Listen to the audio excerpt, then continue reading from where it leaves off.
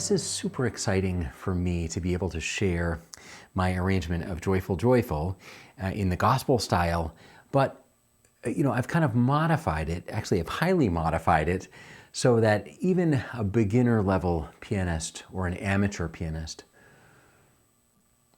can really sort of get their hands and head and ears around it and still really get essentially the same feeling and the same sound and the same excitement that you're getting at the sort of professional or advanced level, or let's say the original arrangement that I wrote. So I'll bet you've seen the original arrangement that I wrote, the video of that.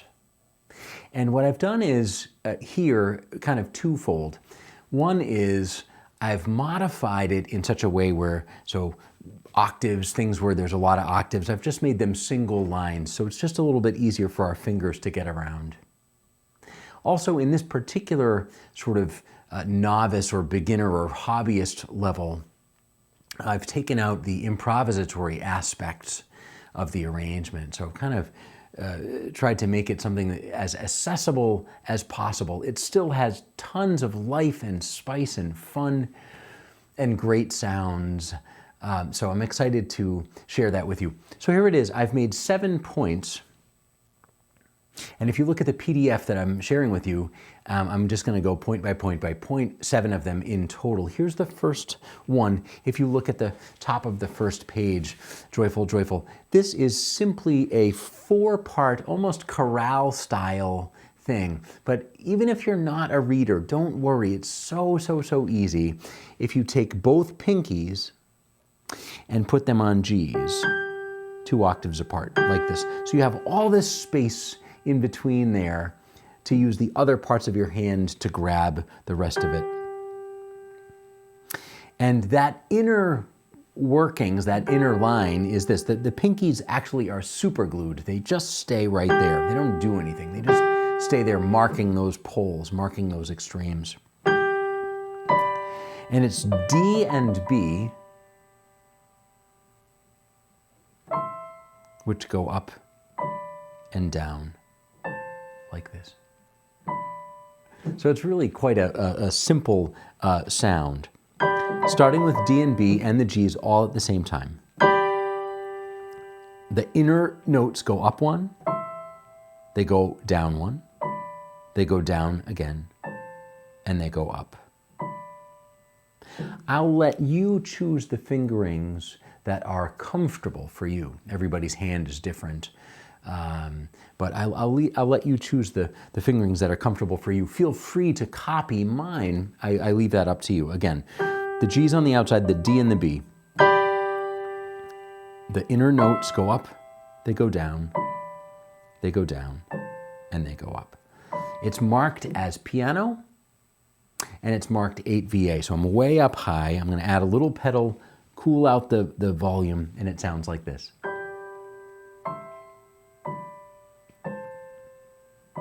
And it's rubato. It's not fast, it's not slow, it's not even in real time. It's freely felt. Same exact thing, down an octave. Ready? It's a little loud.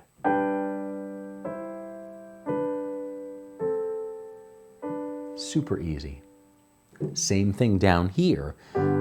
Now it just starts with the G's alone, and then it's the inner notes.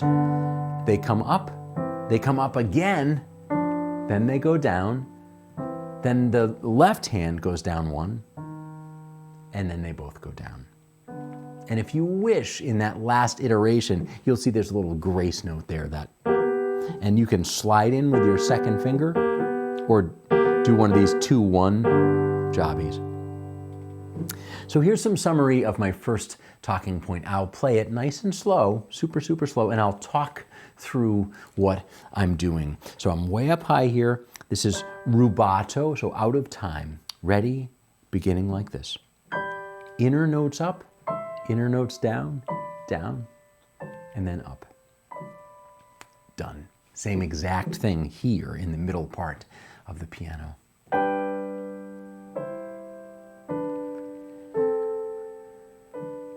Same exact thing, or it starts in the same way down here. Just the G's alone, Here's that same inner notes going up, going down. Left hand goes down, and then here it is in real time. Pardon me, please. Just freely felt.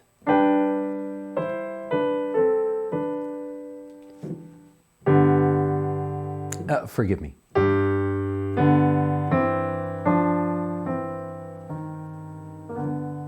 Easy, easy. So fun. Second talking point. We now establish time. That first part was rubato, kind of amorphous, just kind of freely felt. Really wonderful little preface preamble. Now we need meat and potatoes. We got to get a groove going on. So we're going to start this groove. This is my second talking point. So I'll show you the mechanics of the notes first, and then we'll add the time. So I'm back to the high part. I really am starting using the same notes. There's a little grace note if you want to add it. Sliding into that B. They both go up, and then they both chromatically approach where they began, like this. That's a C sharp and an A sharp, sliding in. So that is that greasy sound. I love it. Going up, chromatically sliding in. Same thing here, if you want. Up, chromatically sliding in. So let's take a deep breath and add some time to that. This is the infectious part. So if I can actually feel a groove, I'll get this. 1 and 2 and. That is so fun. I could do that all day down here. Here it is with the little grace note. It's really, really fun. Bottom of the page, same thing. The inner notes go way up to here, to F and D, and then they simply fall chromatically. They fall chromatically, and then the same iteration. It's really swell. It's really swell. There's that last measure, that last tiny little bit that is a catalyst that brings us into the next section. Just a single note E chromatically approaching the G. Sort of 3 different chromatic steps. So here is the second talking point. I'll wrap up this first little initial part of the video with that. So here we go. 1 and 2 in time, and. Same thing in time. Same thing.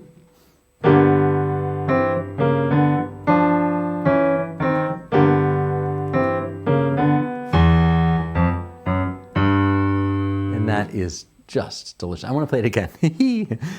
1, 2, 1 and 2 and. Kind of mezzo forte with a little attitude.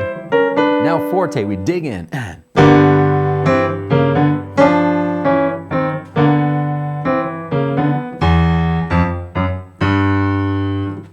And that will get you started. That gets you into the tune. I've got a lot more to share with you, so stay tuned.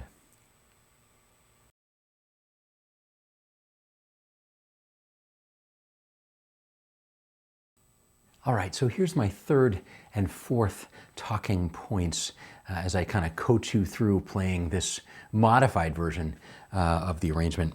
That sound that you and I were able to achieve in the introduction, that all those things where you have the G's on the outside and the inner workings on the inside, but it takes 2 hands to do it. What I've done here on page 2 is I've consolidated that. So interestingly, and it's actually in some ways it's easier. Instead of using the D and the B like this, I actually take the D and the B and I put them together, closer together, so that I can play it with one hand. So I start in that upper left-hand corner of page 2, I start with just your simple G chord. It's nothing. It's just a G octaves with the B and the D, G chord. But those thirds, the inverse of what we had earlier, simply go up 1, together. They go up to, with the right hand. They go up. I've got a lonely G with my thumb, and then those inner notes, again, chromatically sliding in. They're really the same notes as we played before, but in a consolidated way. So let me share that with you one more time. This is the right hand, starts with just a G chord, and again, I could break this down as saying, well, they're G octaves, but I've got these inner two notes, the B and the D.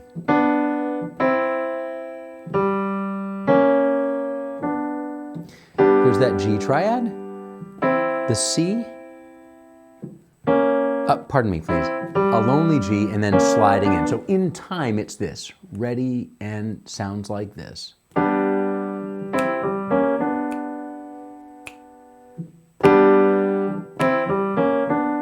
A little slower and. So cool, it's so cool.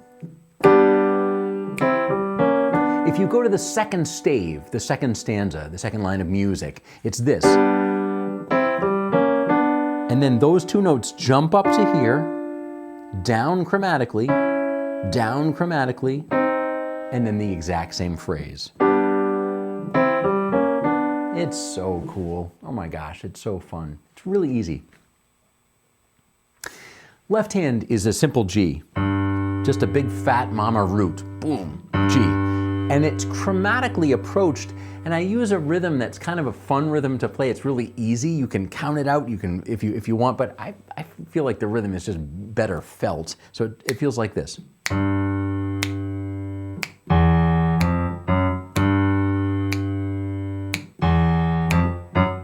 And those latter two notes are short, short, long, accented here, then short.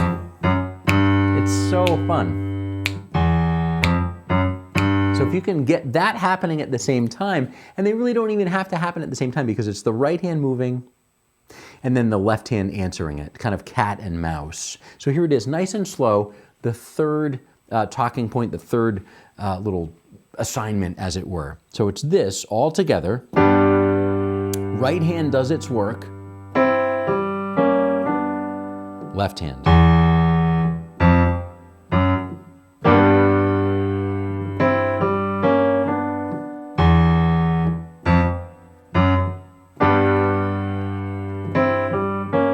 Right hand goes way up, chromatically.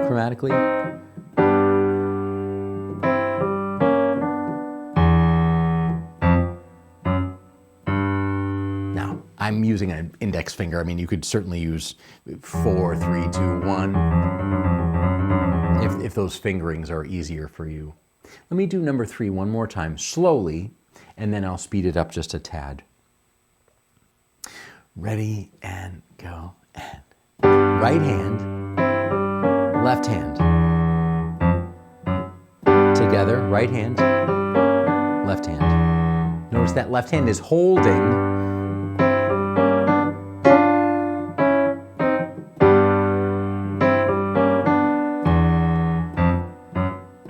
And as you feel more comfortable, as you practice it, start to goose up the tempo a little bit, and it's delicious. Here it is, up to tempo. Ready, 1, 2, ready, and go.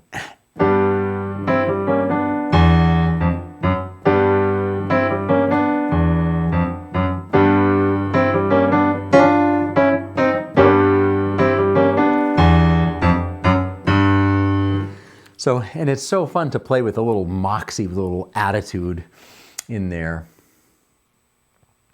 Let's look at the fourth point that I want to make. Look, we haven't even started the melody. You and I both know the melody. And this starts here at the fourth talking point. This is a typical Western way of thinking, compositionally speaking. So you'll find in the arrangement there's an A there in a box, A. And that A belongs to a larger schema, a larger plan of A, B, A. This is your stereotypical, I mean, let's face it, folks, this is 200 years old. But even to this day, people are still using this formula, A, B, A. And each of those sections are 8 measures long, so it's 8 measures, 8 measures, 8 measures, 8 measures, 32 measure total. And just as the letters sort of very explicitly show us, each of the A sections are essentially the same. You'll find I have some slight variations, but they're essentially the same. And the B section is a different section. It's a different melody. So there you have it. So let's take a peek at this A section. The left hand is quite easy. I would just recommend having your thumb on G.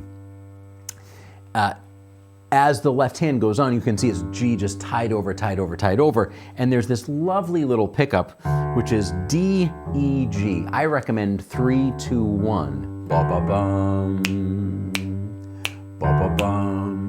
It's got that kind of like, almost like a Motown sort of thing happening. In the right hand, I've taken the melody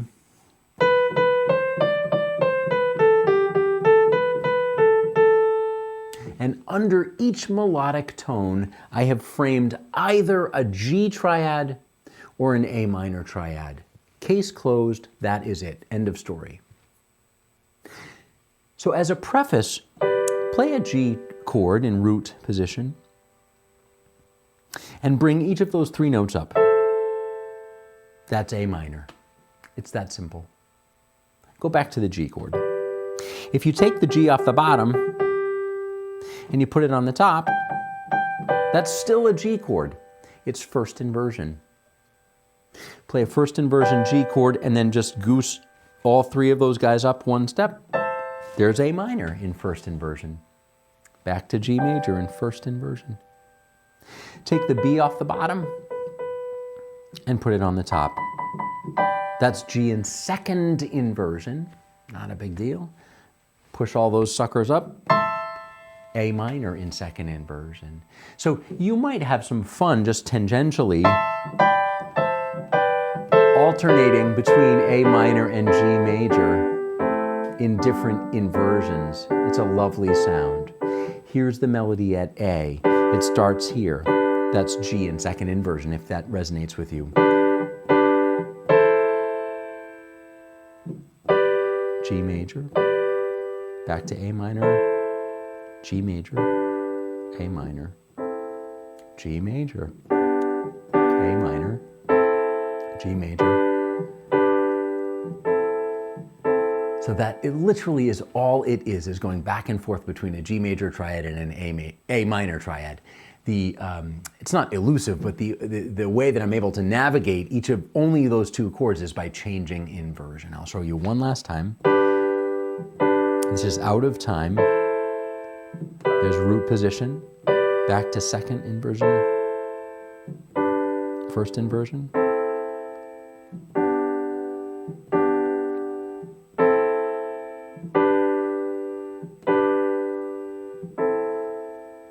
And here it is in time.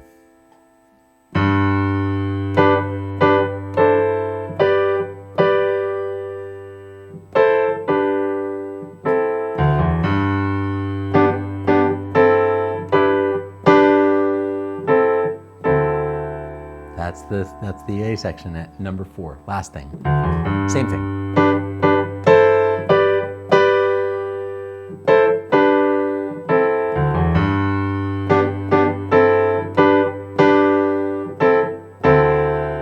That's all she wrote. That's it. More to come.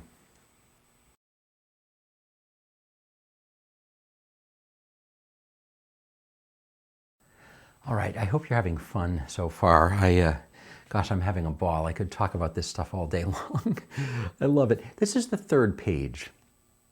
So this is the second A section in that AABA format that Beethoven used and has been in use for a few hundred years. And this is the top of page 3. The right hand kind of strays off the reservation just a little bit. So prior to, in that first A section, our right hand was simply kind of alternating between different configurations of G and A minor. In this particular section, because I'm looking for just a tiny bit more variety, I change a bit. So you'll hear this you'll hear the same melody, but I frame it this way. If you look at that number 5, page 3. So it has this second inversion configuration, that feeling. It goes up to second inversion A minor. It goes up again this way to another sort of second inversion feeling, but this acts as G7. Perhaps you've heard that term before, G7, this dominant chord. And that's because the F is there, ba, ba, boom, bing. So it's super comfortable to play. And indeed, that entire first line of music, that entire first staff, the first stave, the right hand has that same feeling throughout, except the very last note, very last chord, as it were.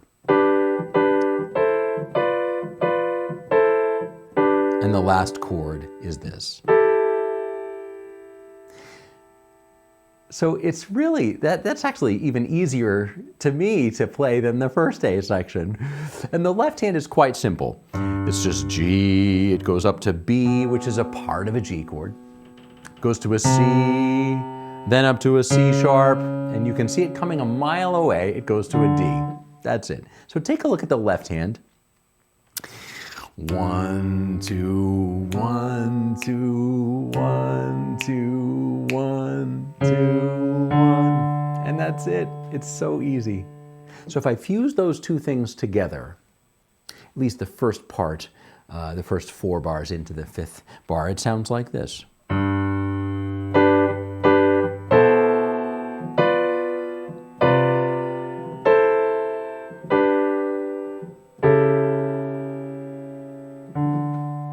Easy peasy, so easy. I'll play it in time, more strictly. 1 and 2 and.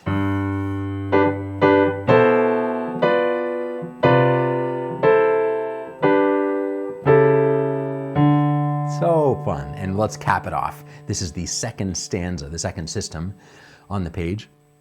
Measure 35. And in this case, I go right back to that sort of, am I a G chord? Am I an A minor chord? Am I a G chord? Am I an A minor chord? Same thing. And then this is right out of the introduction. So forgive me. I got a little carried away there.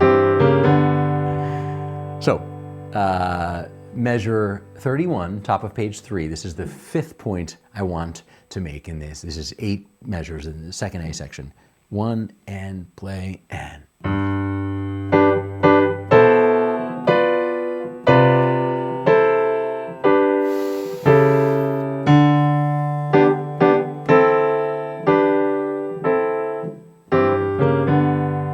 Yeah. So, onward to the B section, the bridge. Now, melodically, the bridge is obviously different. So harmonically as well, it will be different. The different chords, I will use some different chords. But I at the beginning, tend to use what is called a pedal 5. So easy, it's just D. Forget about it. That's all it is, D octaves.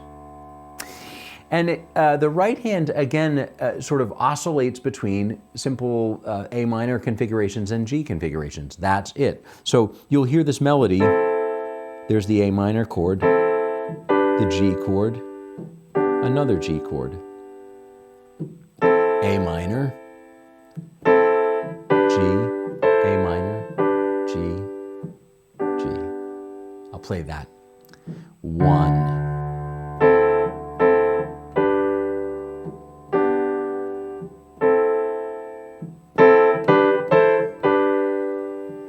I love those triplets. Oftentimes people see triplets, they get all wigged out. I just love how those feel. Da, da, da, da. Such an easy sound to listen to. B, measure 39, 4 measures. Ready and play and.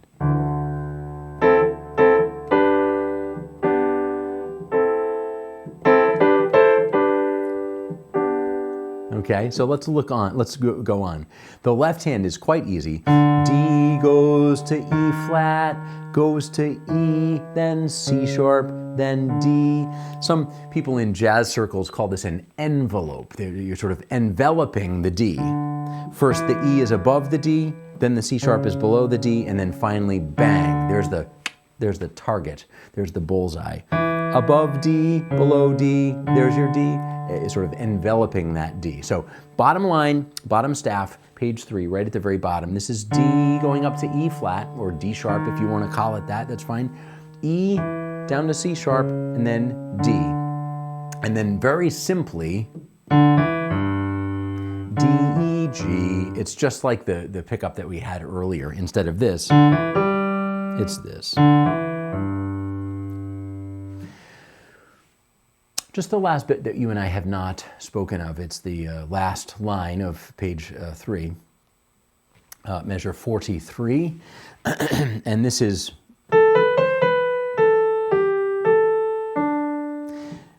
A minor, G, A minor. Here's a fun and unique and new chord to us.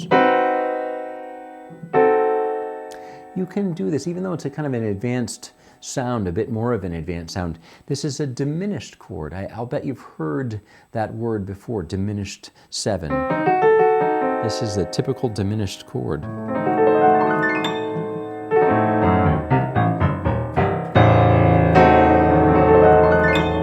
So I'm using a condensed version of a diminished chord. There it is. 2 from the end, just an E minor chord, like this, very simple, E minor. There's that C sharp in the left hand, and then this is a typical D7 chord. So, bottom line of music is this, super, super slow, friends, super slow.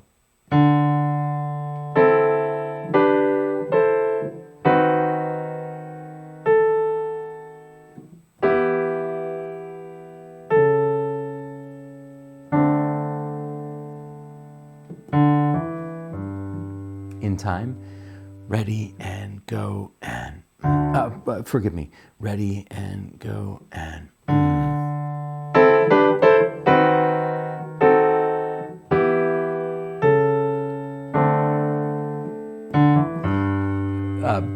Nipping this one here, bringing some closure. This is letter B.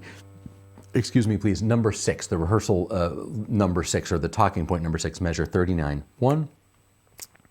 Ready and play and.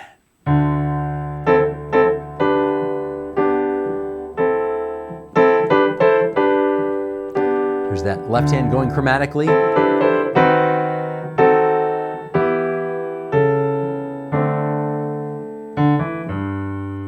And that's it. We're almost done. So exciting. I have one more point to make, the 7th point. And then I'd like to play this all the way through so that you have some context of, not context, but you have some, an example of what this sounds like seamlessly from beginning to end. So that's next.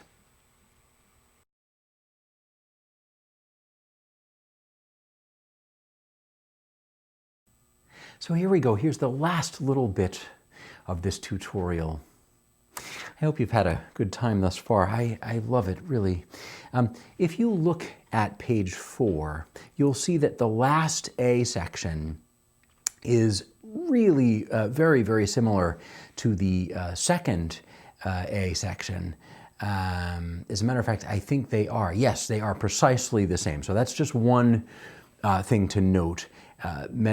Page 4, measure 47, is the same as page 3, measure 31. So that's the first thing I'll start with. It sounds like this.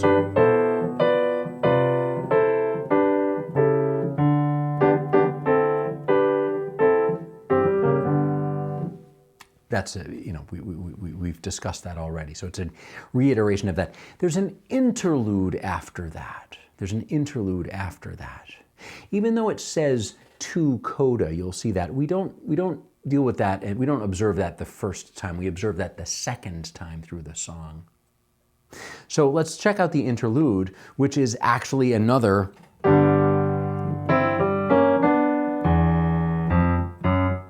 it's just, we've discussed this already, it's the same as before.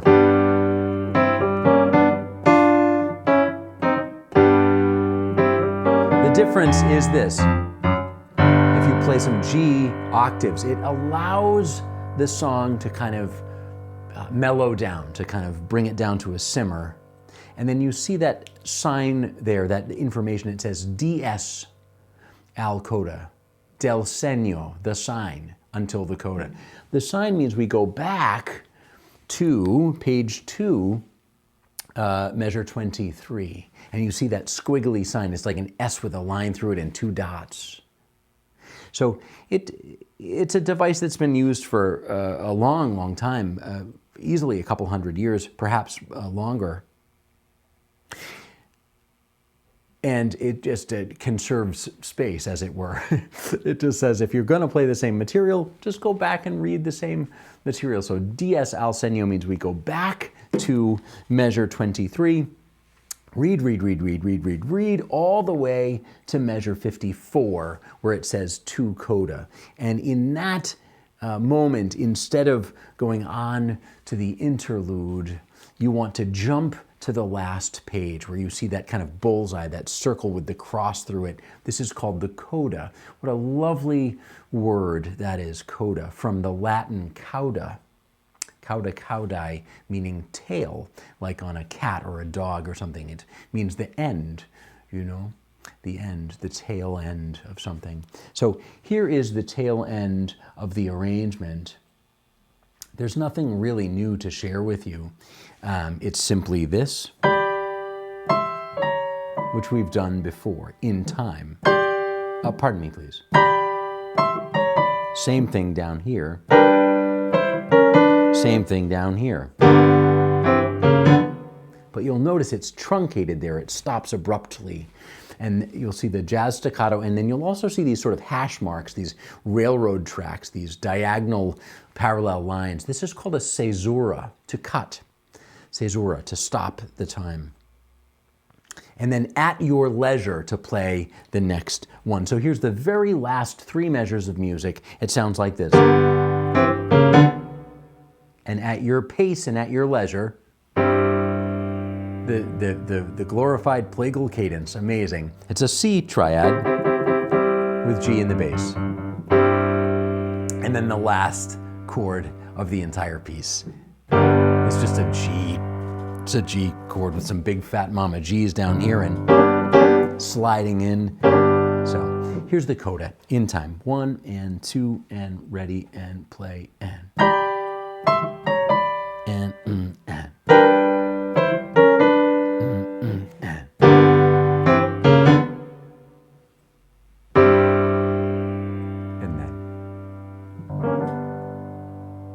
Cool. We have time. I'm going to play it from the beginning. I have a second music stand here. I hope that's not too much of a visual impediment.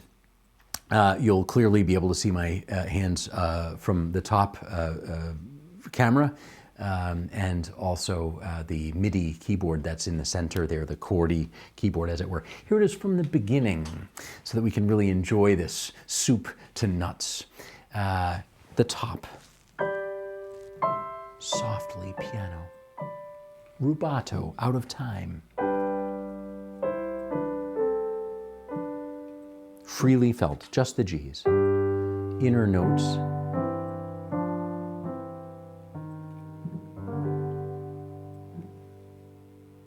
That's it.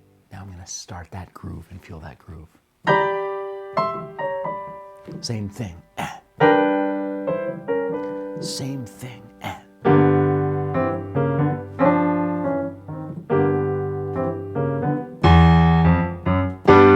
Right hand. Whoops, I fell off the wagon.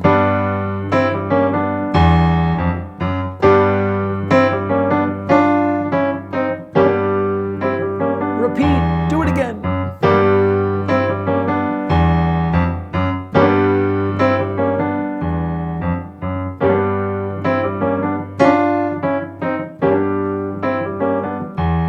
Melody.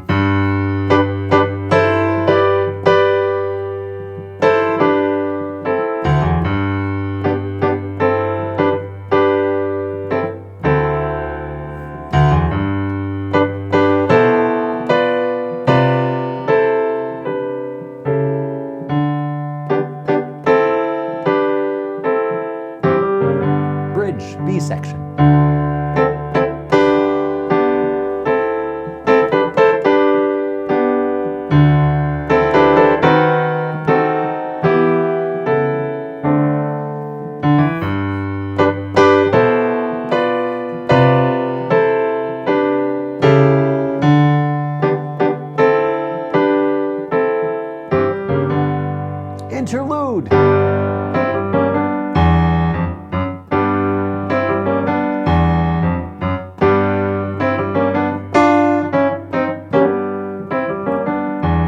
G octaves, 2, 2. Going back to the sign, going back to the sign. And I'm going to play it just a little bit gentler for some contrast.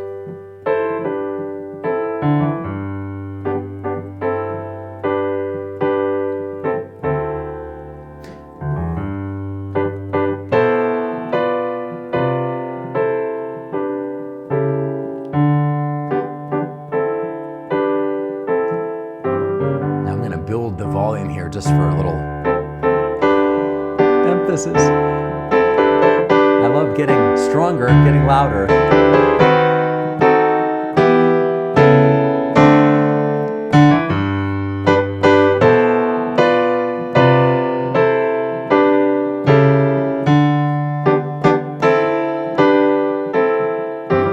Coda, coda.